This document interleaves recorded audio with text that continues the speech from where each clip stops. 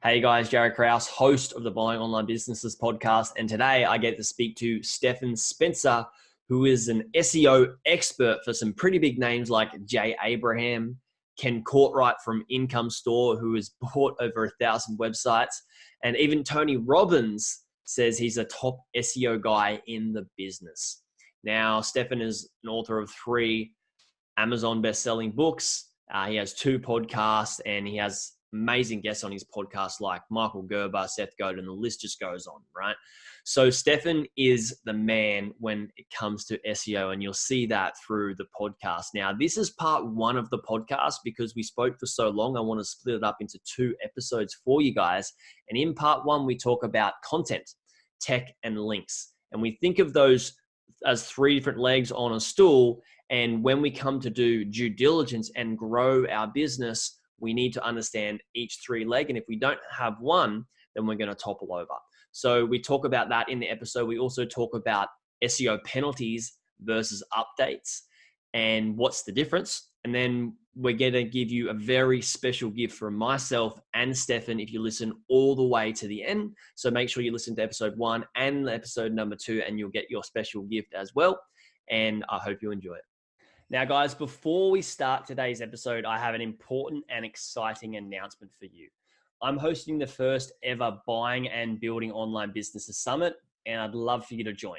We have 12 world-class speakers doing 7, 8, and 9 figures in business. We have some of the world's best website brokers, SEOs, and digital marketers. Now, guys, this summit is a free event, and we're going live on the 1st of February, 2020, and it's a 4-day event. And each day we're going to have 3 speakers. And this summit is being designed to equip you with the best principles, strategies, and tactics to buy websites whilst minimizing your risk and to also grow those businesses so you can become wildly successful with those websites you do buy. And the reason this summit's really important is because what was working in 2019 won't be working in 2020 and beyond.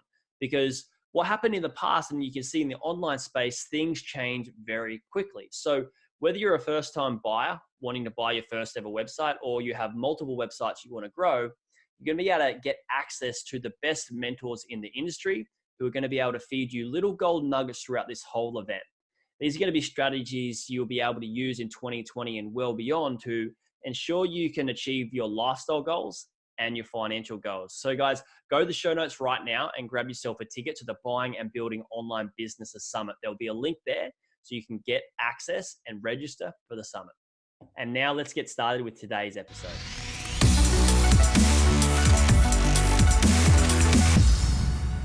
Stephan, again, welcome back. We had a chat only not long ago. In the meantime, we've both done quite a lot in the meantime, but it was such a good chat and we decided to have another chat again. And I really appreciate you coming on the Buying Online Businesses podcast. Thank you so much. Well, thanks for having me, Jaryd. So welcome on. Last time we talked about a bunch of stuff and we got to go really deep into a few things in SEO, which I'd love to cover today for our audience. Now, most of the people listening are obviously wanting to buy a website and build it. And we talked about you do audits for people, right? And quite big brands and stuff like that. You've got quite a good caliber of people that you've worked for, very well-established brands. And when I notice my clients, like I give them a due diligence framework with when they jump into the community, they get a framework and they get to go work out how to do SEO due diligence. And I could imagine it's somewhat similar to what you do in your audits. Obviously, yours may be even vastly more technical. What are some of the things you may do, for example, when a client comes to you for an SEO audit? Yeah. So if it's an audit of their own website, then I'm able to utilize things like Google Search Console data, Google Analytics data, and so forth. But if it's a client who's looking to acquire an online business or website, then I don't have access necessarily. Sometimes I will. It depends on where things are at in the negotiation process and NDAs and the comfort level of the website seller. But let's say that I don't have access, then there's not that kind of inside information. I have to rely on third-party tools like Ahrefs, SimilarWeb, SEMrush, Moz, and it's not as precise, but it is very powerful nonetheless. It's so much better to have an audit done before you acquire a website than afterwards, because you might be buying a lemon, or you might Yeah. be buying a house with termites and you just didn't know. So the audit is broken up into three major categories or areas. It's like three audits in one, really. There's a content audit, a technical audit, and a link audit. The content audit is looking from an SEO, or from a Google perspective primarily, at things like keyword usage, the tags that are being used in the page, templates, things like titles, H1s, alt attributes on images, all that sort of stuff. It's also looking at how the page is rendered, because if the content appears high up in the HTML, but it's not in the above the fold part of the page, then it's not weighted very heavily. It doesn't really matter where it lies in the HTML. Google is smart enough to understand where it is in the rendered page, right? So you might have heard of like the fetch and render tool or the URL inspector. Yeah. So that's where you can see how the page is rendered. If you just go look at the Google cache, which you can easily do just by going to do a Google search, let's say for site colon, whatever domainname.com you're trying to look at, you'll see a whole bunch of pages. Then you can click on the green down arrow that's part of the search listing, and then there will be an option for cached. So you click on that, and then you can see the cached version of that page. By the way, that's a great little tip for if you are looking for great like articles or research reports or anything like that, and you find a 404 error. Once you've found that perfect article or report or whatever, you land there and it's not there anymore. Just hit the back button, click on the green arrow, click on cached, and now you've got the version of the page that Google has still stored in its index. So that's pretty cool. That is cool. So yeah, if you're thinking like, all right, the content is looking good based on the audit, I'm in good shape. Well, all three pillars to SEO, the content, the technical, and the links, all three need to be strong. Otherwise, you're sitting on a two-legged stool or even a one-legged stool. So, okay, let's say it passed muster with the content side of it. Well, now we have to go to, let's say, the technical next. Yeah. And now we're looking at things like canonicals, duplicate content, thin content, robots.txt directives like disallows, and the sitemaps directive and so forth, XML sitemaps, making sure that they're complete and only containing canonical URLs.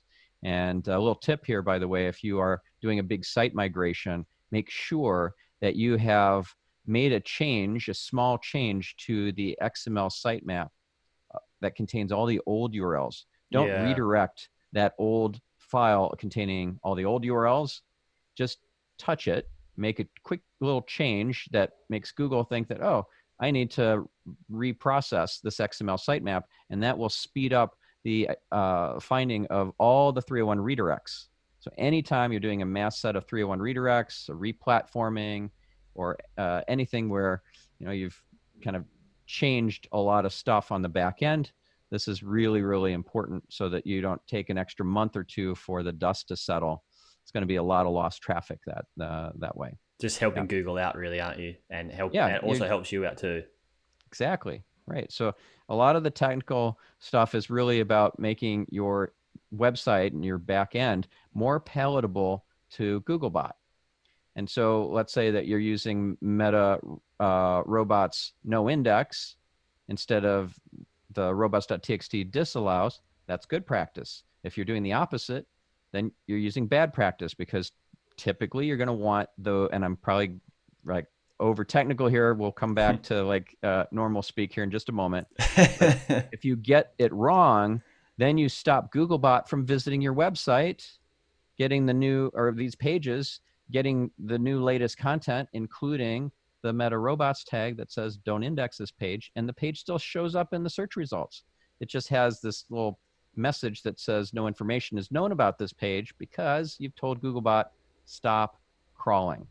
And Yeah. that's not what we want. Typically, we want the page to get crawled by Googlebot, and then Google finds that there is a meta tag that says no index. Don't include this in the search results. So there's a lot of technical nuances that have to be looked after. You want to make sure that 404 error pages are actually returning a status code of 404 and not a 200. Again, I don't want to Yeah. get too technical, but there's a lot of little bits and pieces that have to be checked to make sure you're doing everything right. And then, think of the technical piece as the foundation of the building. And if the Yeah. foundation is weak, you're in big trouble, right? It could all fall to bits. Even if you had your audit on that content and the content looked good with, all your tags and your permalink was great and it's all set out nice and above fold and everything, then Yeah, it's still on shaky ground because that technical is not quite solid. Yeah. right, right. So let's say you got the hreflang tags wrong, which is important if you have a site that's targeting multiple geographies, multiple Mm. languages in particular. So then you messed it up. You didn't have the return tags back from the other version, let's say the French version of the site, pointing back to the US version or the UK version or Australian version, English. Then you have a problem where it's not a bidirectional situation. So you want to have everything all, tick the box, make sure it's all correct, because otherwise you could just tank your rankings and have great content where you've selected great keywords and you put them in all the right places, and you've got great body copy and internal links and all that's perfect. But Mm. then your site looks like it's messed up to Google. So you want to be very careful to get all these I's dotted and T's crossed. And then finally, you've got the link audit, which is all about your external link profile, how people are linking to you, not how you're linking out to them. And also, if you think about how you spend the page rank that you've earned, the link equity that you've earned by having really great links coming into your homepage. Let's say from a internal linking perspective, you have not linked to the most important page of your site from high up in the site tree. Let's say that your top products aren't even featured on the homepage, Hmm. or you have really important, valuable, maybe even viral blog posts that you don't link to yourself, or articles. This has happened. Or Yeah. you've made a mistake from a technical standpoint, and then the page is not indexed, or it's not getting crawled, or both. And then you have a situation where it's just not passing that link equity down into the important pages. So if you have a lack of diversity in your link profile, let's say you have way too many .infos and not enough .coms or anything else, or let's say that you're targeting a certain foreign country, you don't have any local links from sites in those countries, Yeah. then that doesn't look like you're really that You're trying. important Yeah. to that to that market. Also, you want to look for toxic links, because you will be targeted. If you're very successful, you've always got a target on your back, Hmm. right? Because you're winning and that's somebody else is losing, and they want to push you down so that they can take your place. So they'll do stuff like buy really low quality links and point them to your site, pretending to be you. Contact some offshore, really dodgy link building company and get you lots of guest book links or links from PBNs, private blog networks, which will get you in big trouble with Google. And Google assumes the worst, because most new sites are spam. Therefore, if you spin up a new site that you've changed all the whois information, Yeah. and you've changed the DNS, you changed the name servers, like it's all new, even though the site, the domain might be X number of years old, maybe even the site content you keep alive for a while, it still looks like a new site to Google. So Yeah. you have to prove yourself again. And most new sites are spam. So you got to be super careful in that transition process, change things slowly so it doesn't get your page rank reset to 0. And then You got to make sure that you're not getting a lot of toxic links. You have to monitor this continuously. I'd say at least every quarter. I recommend using Link Detox from linkresearchtools.com. And then if you have toxic links and it's a bad score, let's say it's over 1,000 in your link detox score, then you need to do a cleanup. That includes a disavow file and ideally an outreach campaign to those website owners of the really crummy websites, demanding that they remove the link. Because if all you do is drop a bunch of domains in a disavow file, it doesn't look like you did the mea culpa, that you put the work in and that you've cleaned up your act, right? It's just too easy. So if it shows in the link graph that you've actually removed some of those low quality links, then the algorithm is much more likely to, let you out of the penalty box or give you more traffic. Algorithmic penalties is a misnomer. It's an algorithmic update or just an algorithm change or something that you suddenly get hit with that. It's not a penalty. Which is a myth, right? Yeah. So think of manual penalties as what they're called in Google speak is a manual action, which you can check for in your Google Search Console. There's a place where you can click on it and see if you have any manual actions. And then an algorithmic, let's just for the sake of argument, call it a penalty for the moment, because that's the terminology that I bet your listeners are using. Well, that's a massive myth across the whole industry. Yeah. So if you talk to an SEO who says, this algorithmic penalty and this algorithmic penalty and so forth, that should really get your spidey sense tingling. Just like if they talk about, actually, I have a whole document full of trick questions that your listeners can download from my website. Oh, awesome. Thank you. Yeah. In fact, I'll create a special page with that. It's called the SEO BS detector. And I'll also add the SEO hiring blueprint. So if you're looking to hire an SEO consultant or agency or employee, this is a really helpful 7-step process that you can use. And one of those steps is to slip into the interview trick questions. And you can ask them these sorts of things like what we just described of, is this, I heard about panda and penguin. Are these penalties and should I be worried about them? So you're kind of just sounding really naive. Yes. Not like it's a trick question, but you're also getting information if they know on the spot, like if you're on let's say a Zoom call with them or in person, then it's really hard for them to quickly look that up. If they don't know the difference between panda and penguin, panda is about low quality content, penguin is about low quality links. Yeah. And if they don't know that it's which was a while ago, so they should know about it.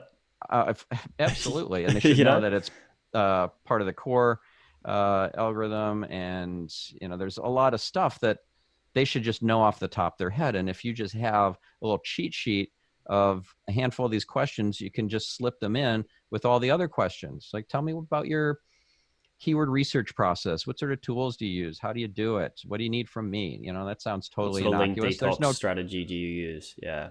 Right. So what if I have, low quality links that are actually toxic? What tool do you use for that? Yeah.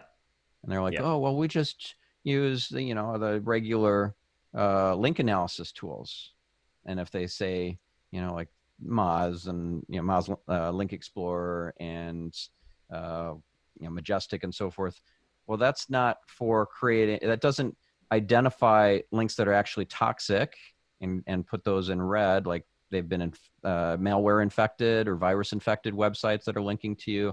They're perhaps de-indexed from Google, so dropped from Google. That's a bad sign. Or perhaps they just have a really low quality link graph, like really, really low quality to their own sites, and now they're linking to you. You need to use a proper detoxification tool that will even create the disavow file for you automatically, which Link Detox does.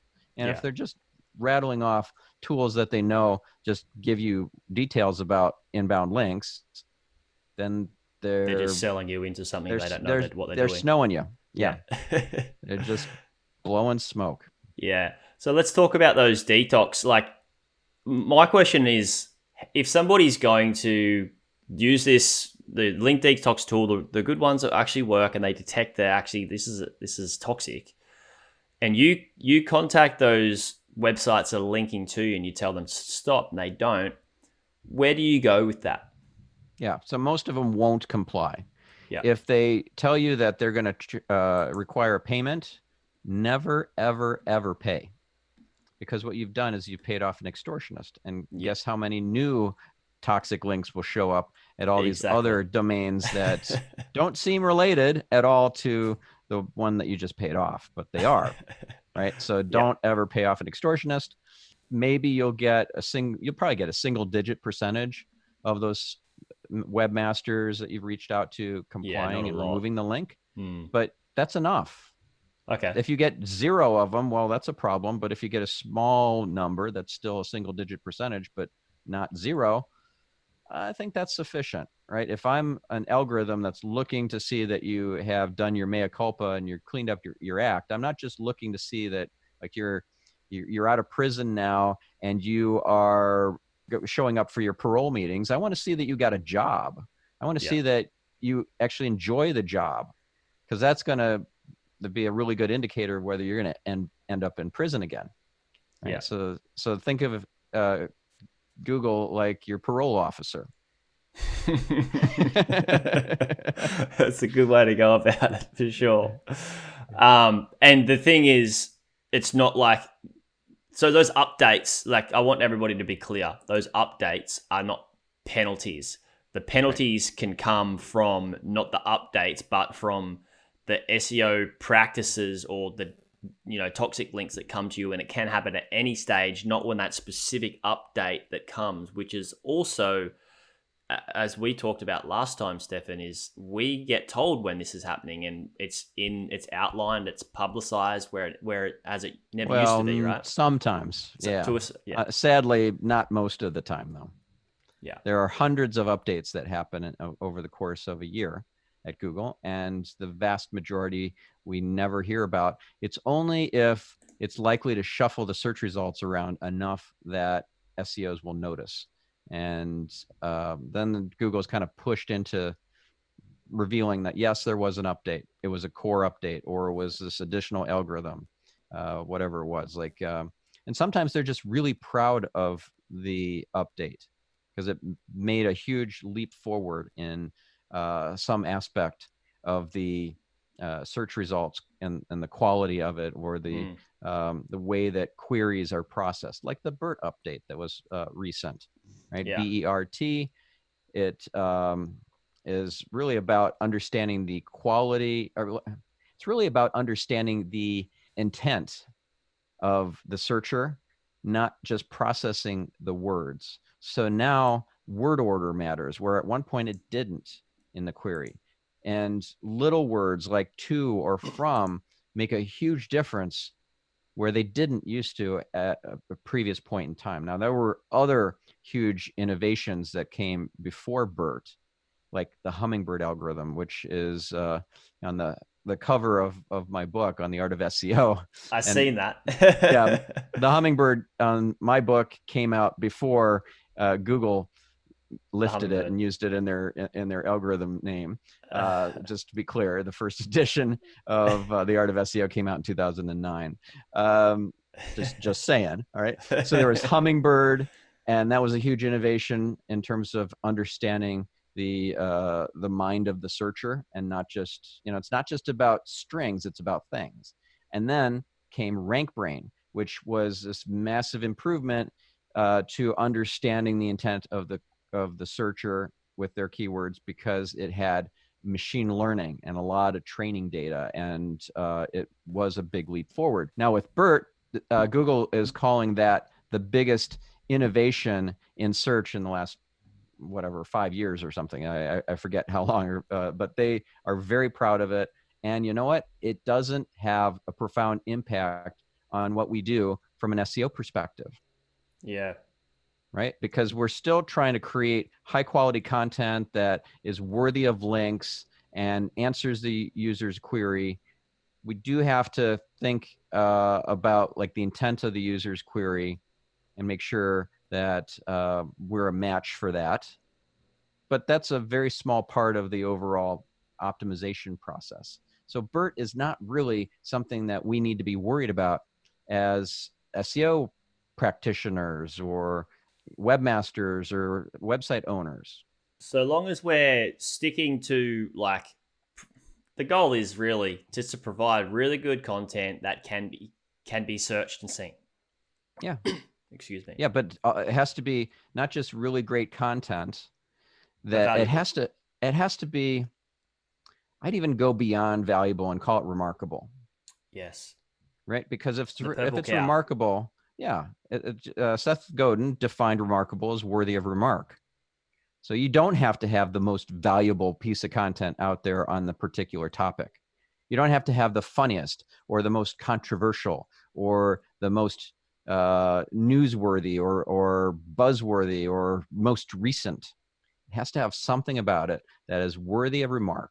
And then you have a purple cow that people will want to tell their friends about. And we don't care so much about the spread on social media from a SEO perspective. I mean, I would like it. I'm not going to say no to But it. you don't get links from You don't get no follow links. link equity Yeah. directly from social sites. All those social sites, everything from Facebook, YouTube, Wikipedia, Pinterest, Twitter, Instagram, they all no follow their external links. So you're not getting direct SEO benefit, but if you can get in front of the linkerati, those are the influencers that Google thinks of as influencers because they have high trust, high authority. You can check this with tools like majestic.com, which does have trust as a separate metric, and that's really valuable. You want to see that you have with your site more trust than importance, so more trust flow than citation flow, and you want to have higher numbers.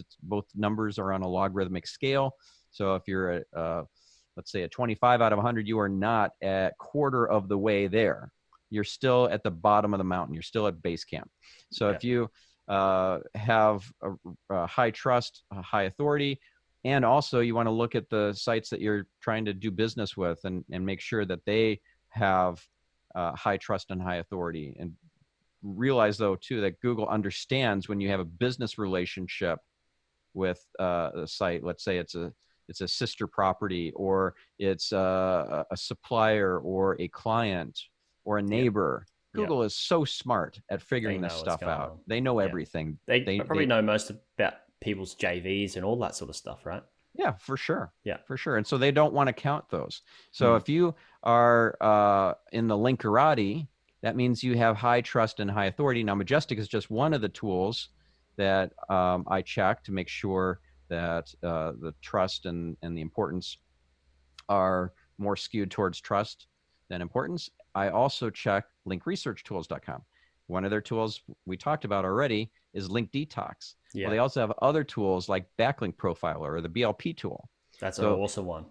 Yeah. So these metrics over at LRT are very similar to Majestic. Different algorithm, different crawl of the web, and it's also a different price point for the tool. It's a lot more expensive to get linkresearchtools.com. Yeah. But I think it's well worth it. Certainly. And yeah, so you just check for LRT trust and you check for LRT power, and you hope that the trust is higher than the power for your site, and target those sites that have the higher trust than importance, especially if you're going to do some sort of high value but high effort thing, like go fly somewhere to speak at a conference or speak at some university. You want to make sure that the site that's going to link to you is high trust and secondarily high authority, high importance. All right, guys, hold the phone. As you know, like I said in the start of this episode, there is 2 parts to this chat with Stephan, and we're doing it in 2 different episodes because there's so much value to give you guys. So go away and listen to part 2 and listen to it all the way to the end, because Stephan and myself are going to give you a very special gift that you don't want to miss out on. So go away and check out part 2, and I'll speak to you soon.